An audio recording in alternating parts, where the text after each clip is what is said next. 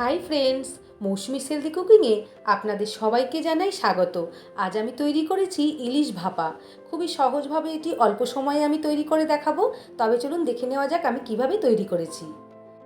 4 piece আমি ইলিশ মাছ নিয়ে নিলাম, গাদা এবং পেটি করে কাটা রয়েছে। এরপর এতে আমি নুন আর হলুদ দিয়ে মেখে রেখে দেবো 10 মিনিট।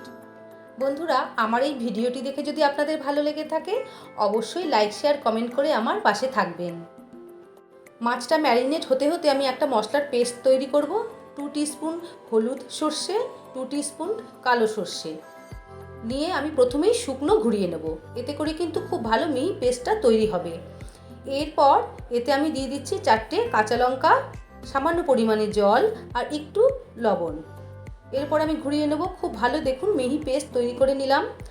আপনারা চাইলে একটু জল মিশিয়ে ছেঁকে নিতে পারেন, কিন্তু আমি এটা নিয়ে নিচ্ছি একটি টিফিন বক্সে। আমি আর ছেঁকে নিচ্ছি না, এতে করে কিন্তু কোনো তিতো হবে না, কারণ সামান্য পরিমাণে নুন দিয়ে পেস্ট করেছি। মিক্সিং জার ধোয়া একটু জল দিয়ে দিলাম, ভালো মতো মিশিয়ে নিচ্ছি। এরপর এতে দিয়ে দেবো সামান্য পরিমাণে নুন। আমি পেস্ট করার সময় নুন দিয়েছিলাম, বুঝে দিতে হবে। আর সামান্য পরিমাণে দিয়ে দিলাম হলুদ গুঁড়ো, ভালো মতো মিশিয়ে নিচ্ছি। এরপর এতে দিয়ে দিচ্ছি কাঁচা সর্ষের তেল, এটাও খুব ভালো মতো মিশিয়ে নিচ্ছি। এরপর মাছগুলো দিয়ে আমি রেখে দেবো 10 মিনিট। একটু ভালো করে গ্রেভিটাও আমি মাছের মধ্যে মিশিয়ে দিচ্ছি।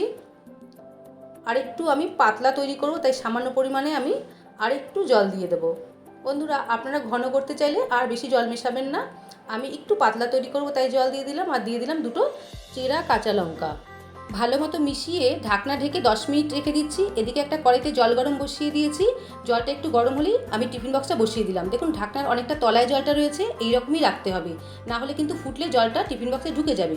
আরেকটা ঢাকনা ঢেকে 5 মিনিট প্রথমে হাই ফ্লেমে ফুটিয়ে নিয়ে 15 মিনিট সিম করে রেখে দেবো। 15 মিনিট বাদে গ্যাসটা বন্ধ করে দেবো। এরপর ঠান্ডা হলে আমি টিফিন বক্সটা খুলে দেখাচ্ছি।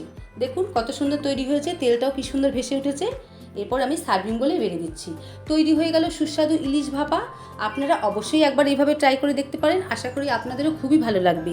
তবে আজ এই পর্যন্তই, ফিরে আসবো অন্য কোনো নতুন ভিডিও নিয়ে। সবাই খুব ভালো থাকবেন, সুস্থ থাকবেন, নমস্কার।